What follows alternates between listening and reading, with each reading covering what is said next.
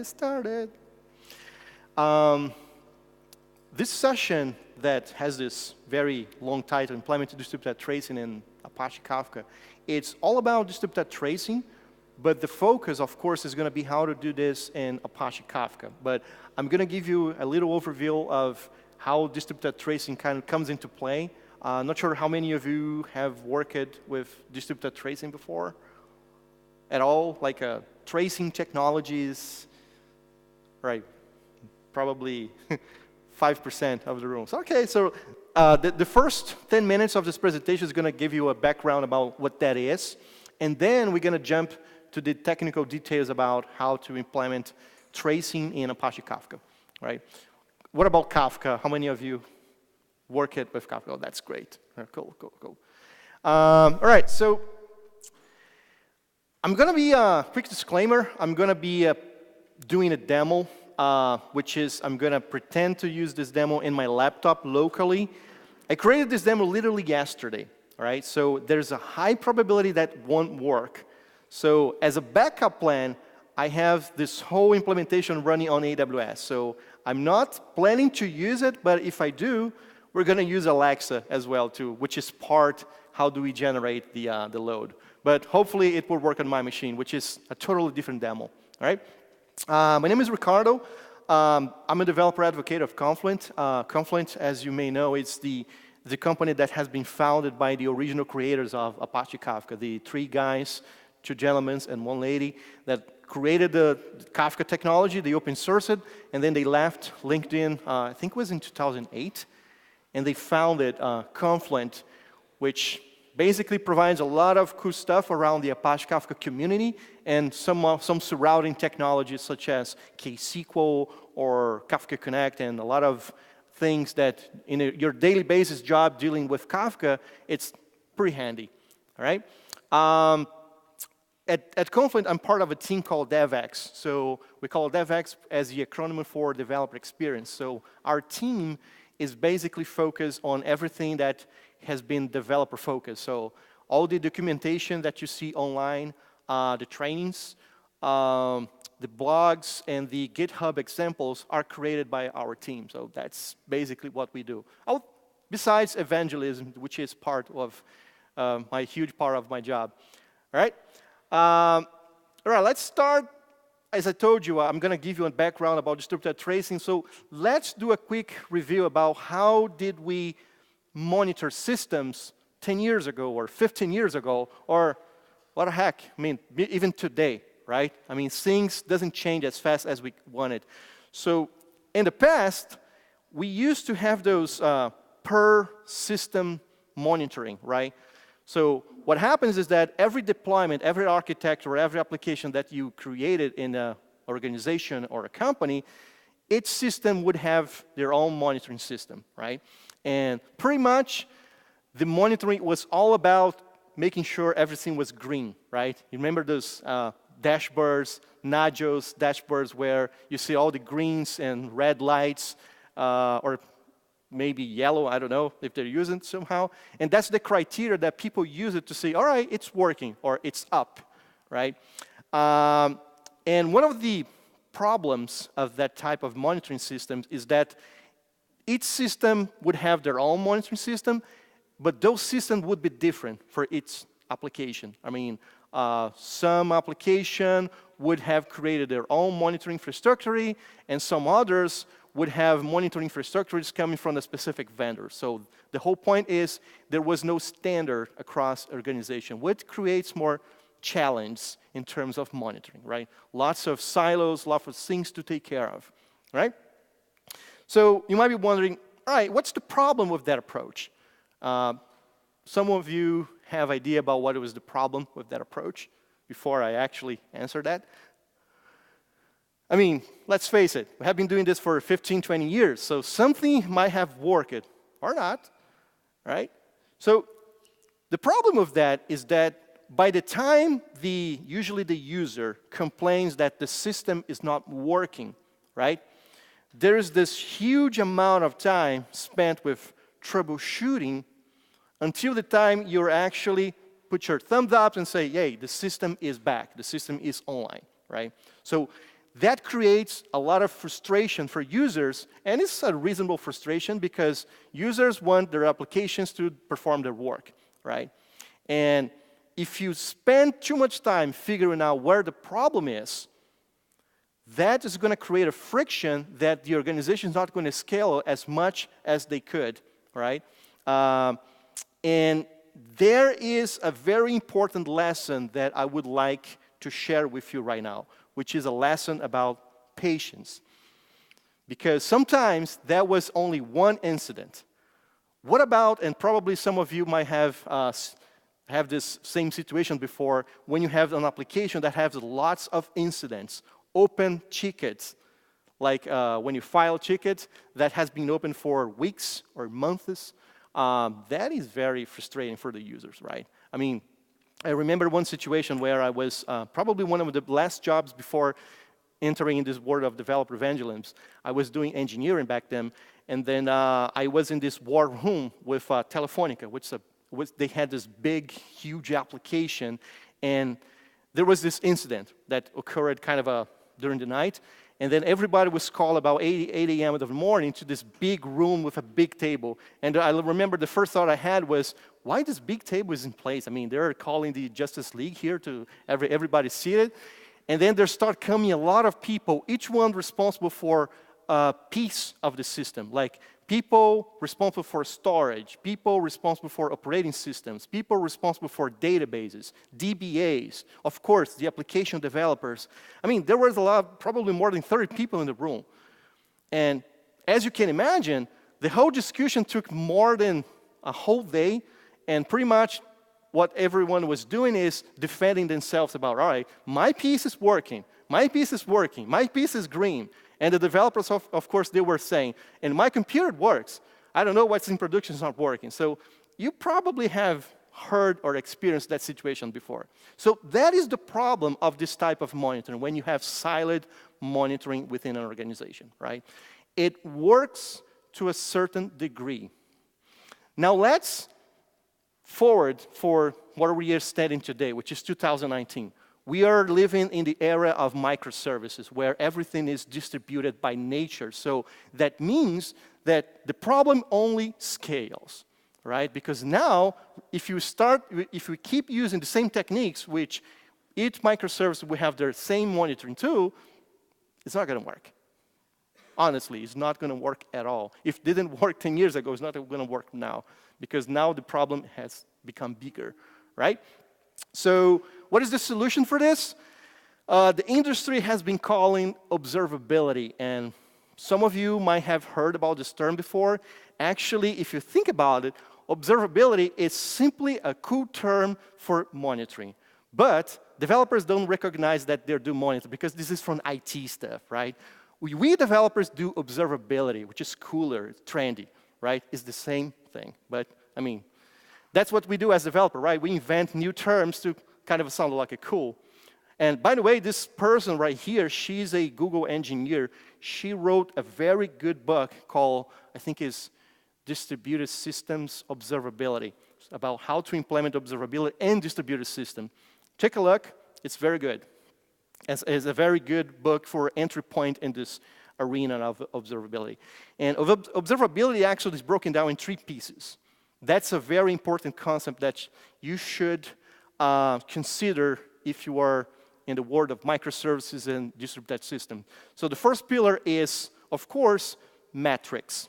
I'm not going to say in the same order. The way I like to explain is the way people perceive those pillars. So the first one is called metrics. Why metrics? Because metrics is all about numbers. People like numbers, right? Like, for example, you have a system that's running in production, and all people want to see about it is, what is the average throughput? What is the average latency, right? What is the average uptime of this application, or high availability time of this application? But it's all about averages, all right? So metrics are good because they give you this indication that something's going good or something's going bad, right? But they cannot tell you the details about what's going on in a given specific transaction, because they are aggregated, right? What happens is that there is this amount of collectors that keep pulling data from the system. They aggregate the data, and they plot this in a dashboard, something fancy dashboard like Kibana or something like this, right? But again, you cannot rely observability only on metrics. Metrics is the start, right? What is the next step? Is to implement distributed tracing, right? So what is distributed tracing? It's the ability to look the details of one single transaction end to end, right? Since the first layer until the last layer of the architecture. But again, for every single transaction, right? So distributed tracing is a technique that is very valuable, mainly because it allows you to fix this problem right here. Not the Captain America problem, but this problem right here. When we implement distributed tracing, you shorten this time right here. Why? Think about it. When there's an incident right here, when someone says that the system's not working, until the time you actually fix it, fixing the problem, what is the 90% of the time you spent? It's fixing the problem or finding where the problem is. Finding where the problem is the hardest part of observability. Because fixing the problem, once you know where it is, oh, is this microservice that's slow? Is this microservice that's causing faults? You call the developer, page him, and say, man, fix it. That's fast, conceptually, right?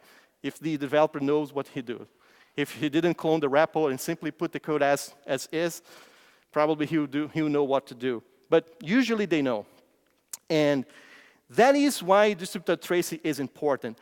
But, again, let's review. Metrics give you a feedback about what's going on with the system. Distributed tracing tells you exactly where the problem is or where it's slow. But who is actually the tool that's going to help you to fix the problem? What developers use for fixing problems? What do you do as a Java developers? Where the stack traces of your problems are shown. Logs. So log collection is the third most important pillar of observability. You cannot have observability only by capturing logs. You cannot have observability only by capturing metrics. And most importantly, you cannot have observability only doing distributed tracing. You have to do the three. Make sense? Because all of them kind of work together. All right? Let's move forward. So why distributed tracing becomes so relevant these days? There's a reason for this, and the way I like to explain is by creating this concept of what a software developer is. A software developer is this entity that creates a lot of complexities to solve the complexities that he created a while ago. So that's what we do as software developers, right? We keep creating complexities, right? So for example, if you remember how Apache HTTP server used to work 10 years ago, 20 years ago, it was the single process that handled requests for spawned processes that still belong into the same process. So there was no concurrency. So it was simple to trace the whole transaction for one PHP page calling another PHP page and something like this, because it belongs to one process only, right? And then came the 2000 years, right, with the explosion of Java EE or J2EE back then, application service, where we start to create some basic concurrency using multi-threaded application, AJB applications, serverless applications, right? And concurrency starts to make things more complicated to troubleshoot things. But it was still doable. I mean, if you think about it, it's all about keep tracking of the thread ID within the logs. And you could have an idea about, all right, I see that this Spring being called this AJB called this data access object, and this data access object called this database. So it was hard to manage, all right? And then 10 years later, we start introducing this actor-based programming, for example, Node.js, which has this single-threaded pool that is a one thread that keeps context switching between multiple contexts, each context dealing with one request in flight. So now you have this vision right here of multiple threads that keeps context switching, and you don't have exactly an idea about concurrency. Concurrency became harder to see. specifically analog, right? And then, plus 5 or 10 years later, hey, we created microservices, and now we have the same thing that we have before, but spread over multiple machines in a network. So now, the transaction is keep passing context between multiple processes, multiple Docker containers in a network, multiple JVMs spread over a network. And what happens with observability in this case? It becomes even harder, right? So that is the actual reason why distributed tracing becomes so important these days. Because now we were dealing with entities that are spread over a network. So perhaps if you were running into cloud computing, it's spread over multiple regions across the planet. So that's even harder to troubleshoot. Make sense? All right? All right, so distributed tracing today, it's kind of a, I like the way it looks because we have multiple programming models in place. It all started with each open source project or company creating their own tracers. Tracers are basically implementation about how to do this, which is keep track of a distributed transaction even though they are spread over multiple processes. That's what a trace does, right? Here. So the trace, the most popular one I think is Jaeger, which we are going to use here for the demo, and Zipkin. I think, if I'm not wrong, Zipkin was the very first tracer created ever, and then came Jaeger, which became so popular because it was invented, I think, in Uber. People from Uber engineering kind of created this Jaeger implementation, they open sourced it. Just like the same story for Apache Kafka. They were created in a company, it was so cool, and then they open sourced it, right? But there's a lot of ones. And the whole point is that because we have a lot of tracers, they came up with this idea about, all right, let's create a consortium, public single programming model called OpenTracing, where developers can write code using the OpenTracing APIs without worrying about the technical details of a specific tracer. What does this look like to you as Java developers? Interfaces, but interfaces for what? What is the bigger picture? Java EE standards, right? So you have APIs that you can write your applications, and they kind of you plug your application server or containers, and they have the specific details of it. But for your code, it's standard APIs. So that's what OpenTracing does. OpenTracing was the first, and then I think Google, they made popular other one called, I always forget his name, is OpenCensus. That was this OpenTracing programming model from Google that became so popular among the Google community of developers, and they just merged it. I think it was 3 months ago. So OpenTracing project merged with OpenCensus. So they are now coming up with a new single programming model that developers can leverage, and you can simply plug your implementations. And the other thing that's actually happening at this time is other forces like Kubernetes or service meshes, envoy processes, they are including distributed tracing built in their implementation. So what that means for you as a developer, that means that if you deploy your microservices on top of Kubernetes, you don't have to worry about writing the observability code in your microservice because the infrastructure layer is doing that for you already, which is pretty cool if you think about it. For example, how a microservice communicates with another microservice. Consider the best practices. You use a sidecar pattern, right? So you delegate the whole communication for this service mesh that is going to handle the network communication between microservices. So it's smart to centralize the whole observability there, because now you offload your microservice for doing that part. So, and therefore, you offload your developers for the responsibility of doing that. All right? Make sense? There's only one problem, though. Kubernetes, although it's a very cool technology, same goes for envoy procs, those are not yet standard technologies. So what that means, there is a stack that you have to explicitly put in your application in order to work. All right? So because it's not a standard yet, you still have to do OpenTracing, you still have to do distributed tracing by yourself, which is going to take some, probably, I would say, 5 years. So all those technologies became so common, so standard, that we can include OpenTracing built in, all right? But it looks like cool today. Questions so far? We're good? So let's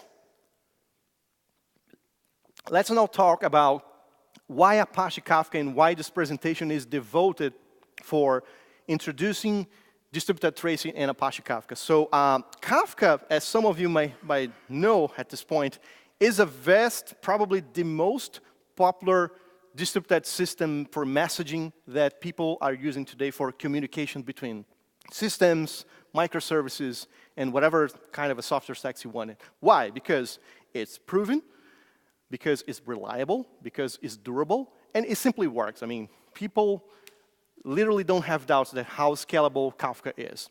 And most importantly, that's what I call it here, there's a prediction that Kafka will be the nervous center system for every application in the future. What that means is that all the events coming into your application and all the events sending out of your application will pass through Kafka. That's a prediction that we have based on the customers that we have seen around the world, right? And if you think about it, most microservices today already use Kafka for async communication. Like, microservices has that concept of each microservice own their own database, right? For simplicity in our chip. But you cannot have microservices exchange messages directly to keep databases in sync, because that would be too much overhead or too much code to write. So what you do, you use Kafka for replicate the state asynchronously, right? So that's the best practice. Lastly, event streaming is becoming even more popular, and Kafka will probably get even more traction. Event streaming is a different way of designing your systems. I'm not sure how many of you were in my presentation yesterday about moving Kafka workloads to the cloud, but event streaming is designing systems to behave like that, which is gathering stream of events and process data while data is in motion, right? So 10 years ago, 30 years ago, the concept that we had in mind is that we have to gather the data, we call this data injection, and store into a database to process them later, right? But if you think about why people use that design for 30 years, because the database was not able to store and process data concurrently. It was not designed for this. Databases was designed to store data, to query data, not for process data, right? And that's what Kafka fits in, because it is able to store data very reliably, and also is able to process data while data is in motion, so event streaming processing, right? So that, for the technology standpoint, it works fine. It's proven, Kafka works, but it requires developers to design the systems like this. And that's going to take some time, because the event streaming thinking, it's something that it has to be adopted by the larger community of developers. Probably is going to take some time, but again, we are heading towards that direction. That's our feeling. If you think about it, all the IT companies are doing this. What do you think Netflix is doing with streaming technology for movies? Uber or whatever streaming use cases you have heard about it. They're all designing systems to have data that is stored and is in motion, and then combine this. Like when you were dealing with your Uber app, you have data that is stored, which is the geolocation of the geolocation of the driver is the event streaming coming in, and you have the information about the driver and the passenger, and they're all blend together to give this user experience. That is event streaming, right? That's a use case using event streaming, all right? All right, so let's talk about how implement distributed tracing in Kafka. I think at this point it makes sense why to do this, and then we can do the demo that probably won't work, but let's try. All right, so as I told you before, there is this standard called OpenTracing, which is used for making sure you as a developer are going to write code that is not dependent of a specific tracer, right? Why this is important? Because maybe you can start your project or microservice or application using Zipkin. For some reason, your boss told you to use it, your company told you to use it, or it is the standard that people are using these days. But for some reason, you have to port your microservice or application to use Jaeger. If you tie your implementation to a specific tracer, you're going to need to refactor your whole code for the new tracer. If you use OpenTracing, you don't need to do this. Because OpenTracing is a standard API. Like you said, it's an interface, right? So it abstracts the implementation details of it. So it's pretty cool. OpenTracing has this open source project. OpenTracing itself, it is an open source project. So let me correct myself. And let me show you this link. But as an umbrella of this, OpenTracing is the umbrella implementation for the standard APIs. Within that umbrella, there is this what they call OpenTracing contrib, where people from different communities and tribes are providing their implementation for their specific technologies to be compatible with OpenTracing. So for example, there was someone that created this OpenTracing Apache Kafka instrumentation that provides you the ability to do this. Let me put this presentation mode again.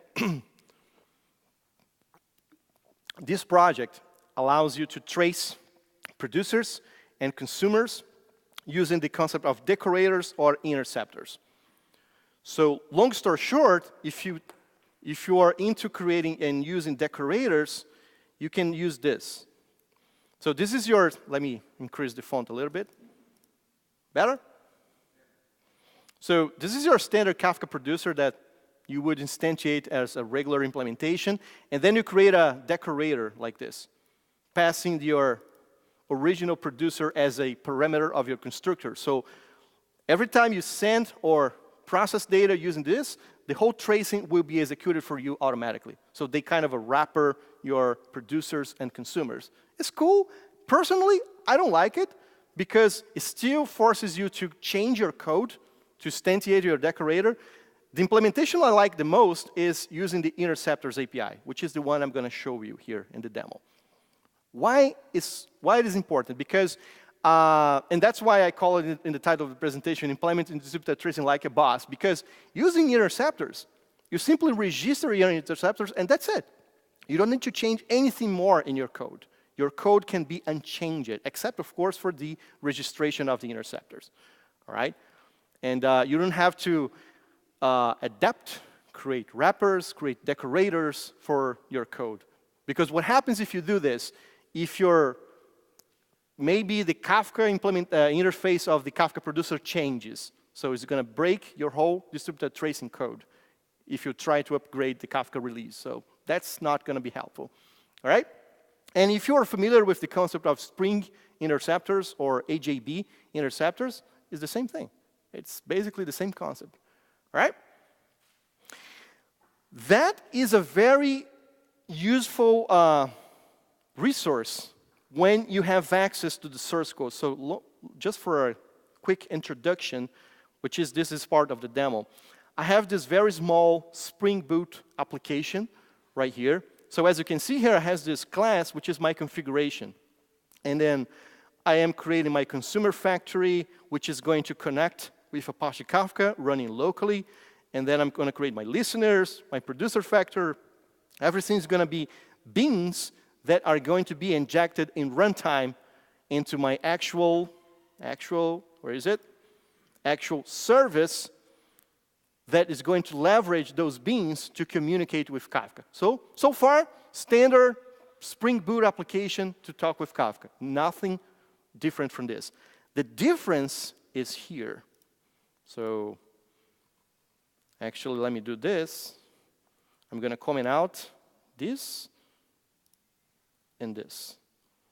This is the only single line of code that you have to put in your producers. You have to register your interceptors for the consumers and the producers, right?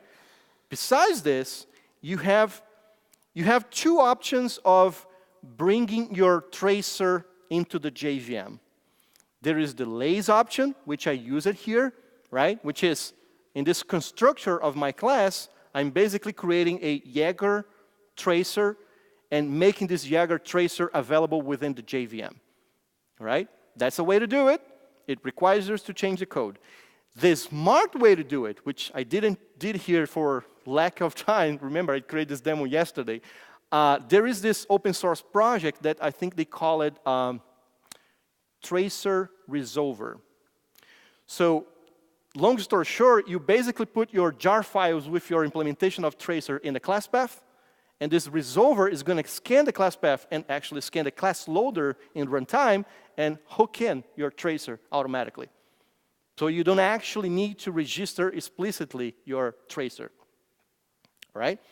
So it's a smart way to do it. But again, have you had the feeling that you have to change your code in order for this to work? Even if it's a single line of code, you have to change your code. You have to have access of your code.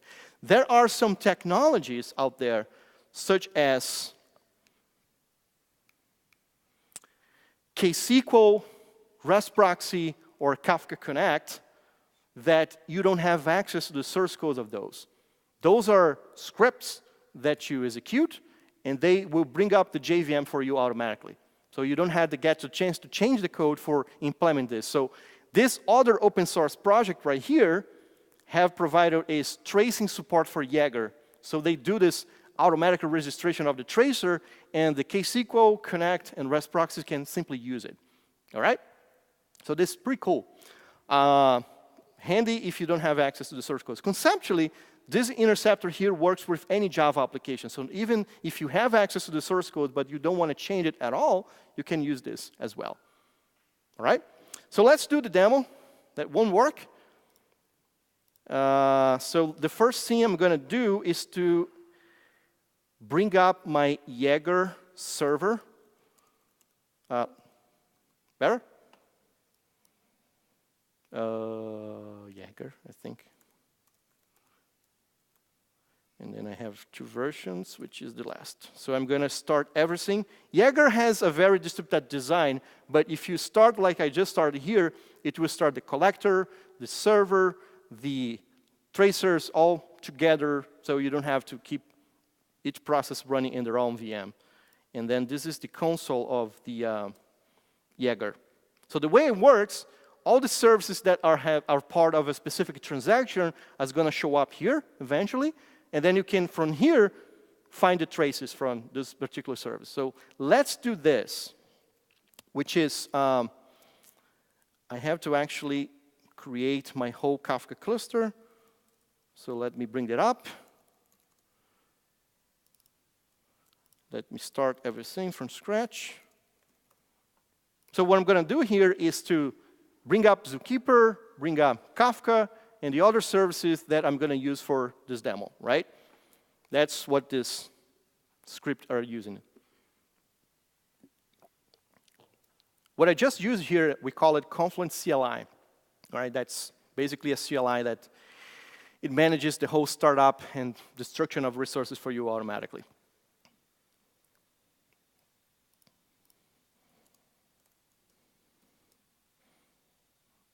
All right. People are coming up. And for the sake of this demo, I'm going to pause KSQL Server for a second. So everything will be up except for KSQL Server. So I'm going to create, I have the Kafka running. I'm going to create a topic here that is called Stage 1. So if you know Kafka, you're familiar with this Kafka topics, you specify the Zookeeper, specify the topic, and then you create a topic for you. All right? Called Stage 1. Back in the code, you have this class called Service Processor, which basically does this. It will be executed every second, and we create a small JSON payload with X and Y, and it will produce this record to a topic called Stage 1. All right? The same service has this listener right here. So the same service that produced the record are also going to listen the record. So it produces and consumes from the same topic. So it will print out the value of it. So let's execute this guy. And just for the sake of remembering, the interceptors are not there yet. All right, so good. Clean. Package. And let's execute the application.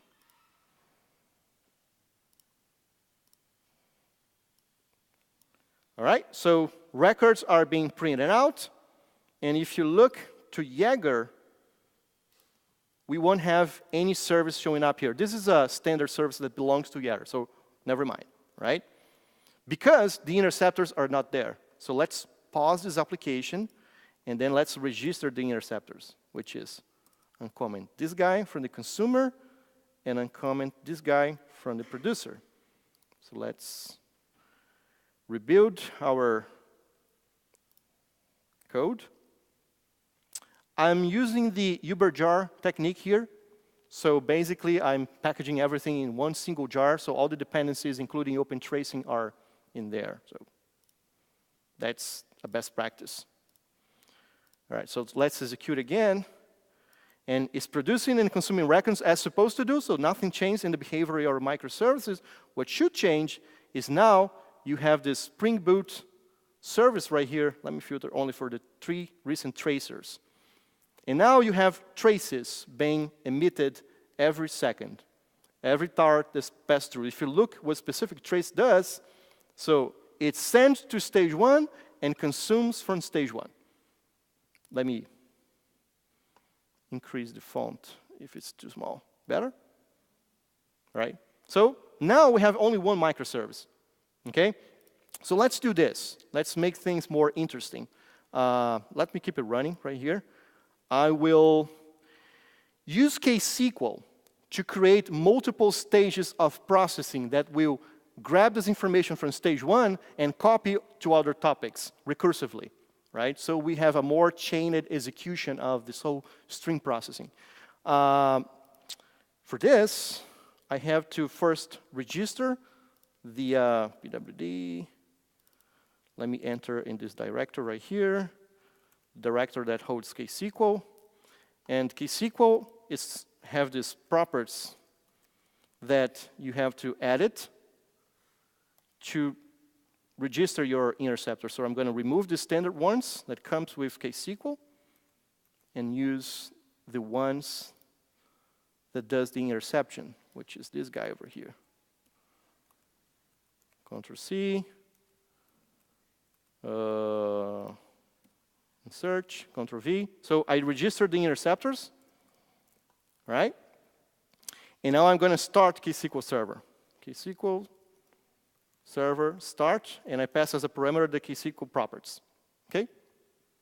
Basically, that's how you spin up a KSQL server that once it's up, you can connect to that KSQL server, sync a database. It runs a database, and you have the CLI as a client. So I'm going to use the CLI right here, which is going to connect with the server, and you have some topics there.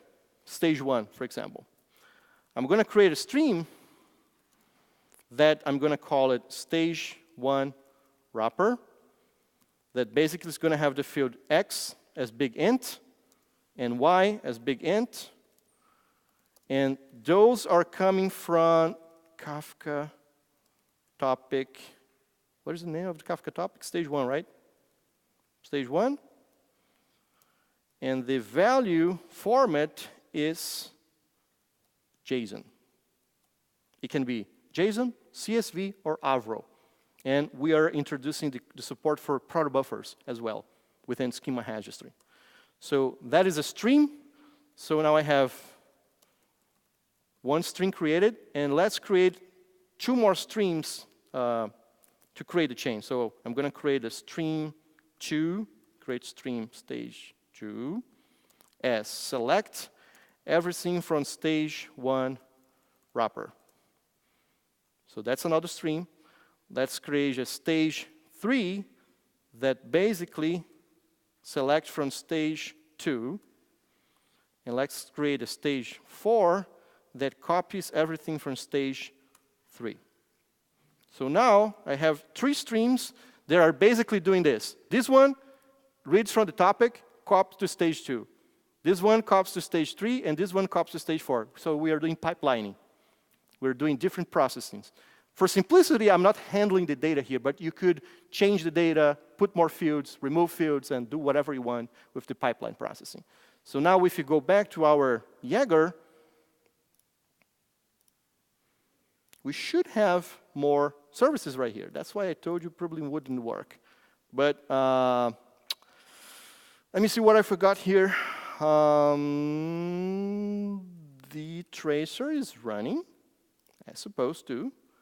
I registered the interceptors with KSQL, right? Let me just double check. Did I? Yeah, I did. So those interceptors should be intercepting the traces at this point. So let's do one more time. Servers. Oh, no, that's right. Start KSQL Server properties. Okay, let's start one more time, and then if it doesn't work, we can use the one running AWS so I can show you how it works. Show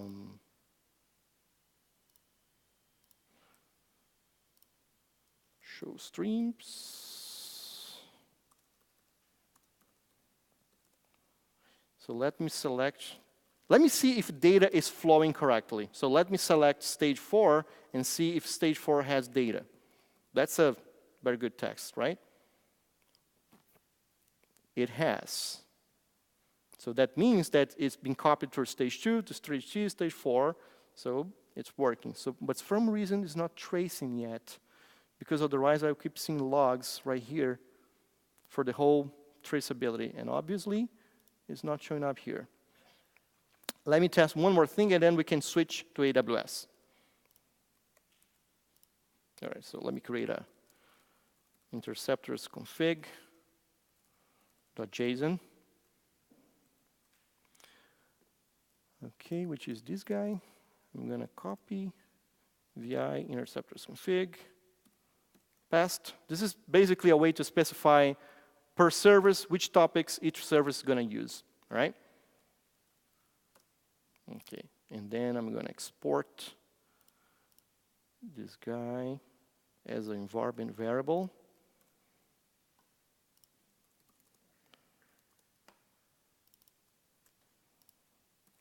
/ KSQL server / interceptors config. So I exported, and now I can start my KSQL server.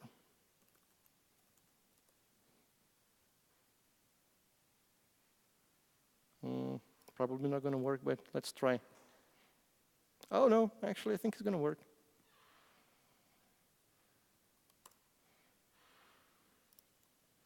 Let's see. Yay. All right, so I forgot to register the interceptors config. That's what I was missing. So now I have this trace right here, for example, that if you look to how it works, it started from Spring Boot that published to stage 1, and then the same Spring Boot read from stage 1 and sent to stage 2. Stage 2 sent to stage 3 to stage 4, and so on, so on. So let's create more traces, actually more streams, so we can test this functionality further. Let's create, the last one was string 4, right? So let's create string 5, which reads from string 4, and stage 6, that reads from stage 5. So now we have how many streams? 5, 6. And they're all, KSQL are all being intercepted right now. So let's come back, find the traces. All right, so let's take a look at this guy. Yep. So it start to be more structured right now, you see? Probably is not picking up any traces from, all right. So now we have this guy over here. We have the persona of the product service that's reading for stage 6. So why product service was coming up here? Because in the configuration file, which is this guy, I thought that the customer services will be the representation for every record flowing to stage 2, 3, 4, and 5. But if it flows to stage 6 and this guy, It will be product service. So that way you can separate your services based on the topics that are being intercepted. So you basically provide this configuration file and deploy along with your KSQL server. So that's why you separated them. If you don't specify the configuration file, it will treat for one single microservice called Jaeger Tracing Utus, which is a generic name for everything, right? Did you get the perception about how this thing works? I mean, this simplicity, it's coming basically from the fact that in our Spring Up configuration code, we are using, where's Spring? Source. In our configuration code, we are using these interceptors. Same goes for KSQL Server. So if you plug interceptors in your code, the whole tracing will be happening behind the scenes, and you don't have to kind of change your code as well, right? Let's wrap it up, guys. And I did demo. Last thing I would like you to do, scan this barcode if you want to have a copy of these books right here. So those are very interesting books if you want to start learning this one specifically, if you want to start learning Kafka and how Kafka works. And this whole microservices story that I told you, it's in this book right here, Design Event-Driven Systems. That's pretty handy.